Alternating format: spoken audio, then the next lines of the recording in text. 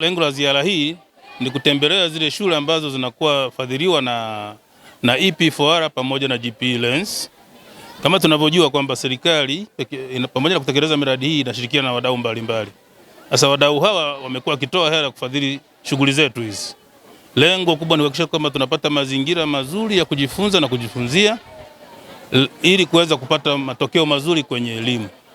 Sasa mwisho wa siku wenzetu wakishatoa hela wanahitaji waone hiyo hela imefanya nini. Kwa sababu hiyo hela ni ya walipa kodi wa nchi yao. Kwa hiyo lazima watembelee miradi waliofadhili, waone ile pesa tuliyotoa kwenda Busweru imefanya kazi iliyokusudiwa. Kama ni madarasa wanayaona madarasa yana viwango vinavyotakiwa na hela yao imetumika kama inavyotakiwa, ili kuwa na ile tunaita value for money.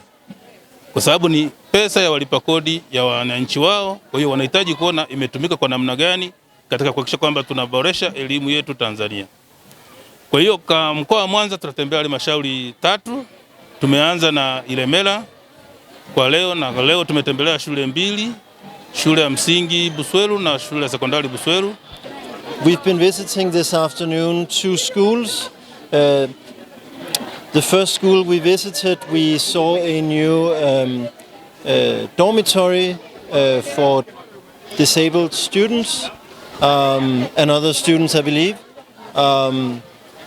The dormitory was newly finished, so GP provided, I think, the first sum of money, but it wasn't enough to complete it. So I think the local government provided sufficient funds to finalize the building, which I think is a good thing. You know, we were happy to see that even though our contribution could not fund the whole building, that the local government took on the remainder and completed the student dormitory so it could be of use to the children. So I think, you know, nothing to complain about when it comes to the quality of the construction.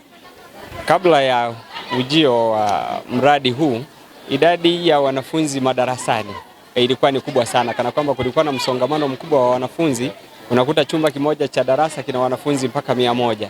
Lakini baada ya mradi huu idadi ya wanafunzi kwenye chumba kimoja cha darasa imepungua kutoka 100 mpaka wanafunzi 50.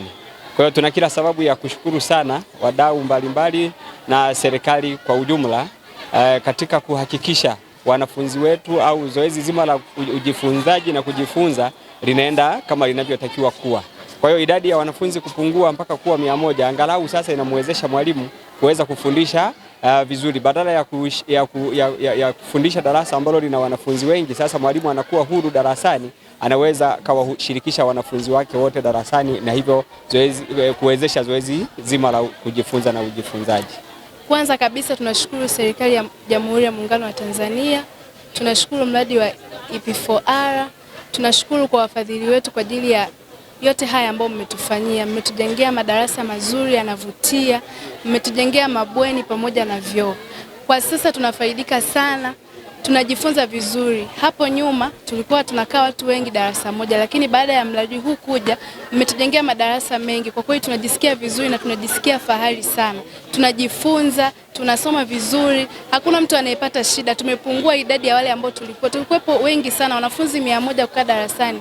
Uelewa inakuwa ngumu, lakini kwa sasa mmeturahisishia. Tunawashukuru sana, tunasema asante. Madarasa haya ya EP4R yametusaidia sana sisi wanafunzi wa Busweru sekondari. Kwa mfano, yani sasa hivi tuna nafasi nyingi za kukaa wanafunzi. Ukiangalia kwa mfano zamani wanafunzi walikuwa hata wanaweza hata kukaa 100 kwenye chumba kimoja. Lakini sasa hivi kutokana na kuongezeka kwa hivi vyumba vya madarasa, wanafunzi tunaweza kukaa vizuri na nafasi za kutosha na kuwaelewa walimu wetu bila kubanana. Kwa mfano kwenye hali za joto hizi, yani tulikuwa tukisumbuka sana. Tumedhamiria, tunaboresha elimu yetu.